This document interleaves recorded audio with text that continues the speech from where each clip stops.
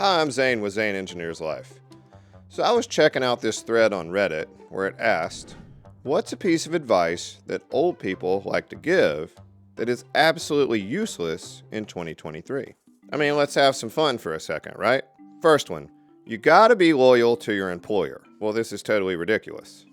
But see, I'm gonna go in a different direction here. You need to be loyal to providing the value you agreed to provide. See, do more than you're paid to do. Go over and above. Not for them, but for you. Up your game and more opportunities will come your way. Okay, second one. If you put your head down and work really hard, someday somebody will notice you. And when they do, you will be successful. I mean, what a joke. You think anybody cares about you at work? They don't. They care about what you can provide. But Zane, you said to work hard. Yeah, I did. And connect with everyone in that building in a meaningful way. But Zane, Karen in HR is mean, and she's mean as hell. Okay, make it your personal challenge to get her on your side. Be the only nice person to her. Connect and let people know your story. It isn't about what you know, it's who you know. Work hard, and everyone knows it, and success follows. Okay, little side story here. So I worked at a company, and my commute was really long. And I worked out a deal where I could come in early and leave early to beat traffic. Well, for the first 6 months I was there, I came in at daybreak, and I absolutely crushed it. I also spent any free moments going and meeting other people in other departments, going to lunch with randos in the company, and just generally trying to be a good person. Well, as this job wore on, I realized what a truly terrible place to work it was. I slowly started coming in later and later, while still leaving early. Well, one day, instead of my normal 6:15 a.m., I rolled in at 9:57, and a dude called me out. Hey man, you working banker's hours? He said it really loudly with like 10 people standing around. I mean, he had me. I wasn't going to say anything, when suddenly Eric from electrical jumped his shit. You shut your mouth. This dude is in here every day at daybreak killing it, and all I've seen you do this morning is eat a donut and try to call him out. I mean, wow. I felt bad because I really wasn't working hard anymore. But what I realized is that perception is reality. See, when you start a job, build a persona of who you are. Be in early, work hard, you're there late, you're always available. That first 30 days, build your work identity that others will perceive. Okay, back to boomers. Never discuss compensation with your colleagues. Now, I've seen all sides of this, from staff to employer. And you really have to be careful here, because walking into the company cafeteria and letting all the line workers know that they all suck and you just started and you make $5 more an hour than they do, well, that's a recipe for getting walked to the door.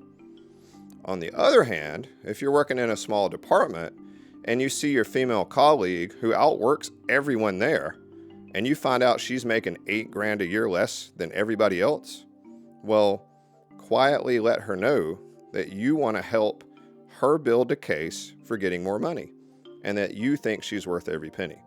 Okay, next one. I paid for college with a part-time job I worked in summer. I mean, oh my, this is hilarious, right? And it is true. See, my son is actually attending the same university that I went to. Same degree, same campus, same buildings, some of the same professors. His tuition is 6 times more than mine was. His rent is 3 times what I paid. Hell, a 12-pack of beer is 5 times more. I mean, wake up, boomers. Things cost more, and they scaled faster than pay has risen. Now, on a related note, work hard and save, and you can afford a house. Don't do it. It's a trap. Don't buy a house. See, you want to raise a family and know you're going to live in an area for 10 years, and it has a good school system, and you don't want to throw away money in rent? I mean, dude, stop. Run the numbers. With the raise in the standard deduction, the tax savings just aren't there. And you lock in a massive down payment that could be in your investment account.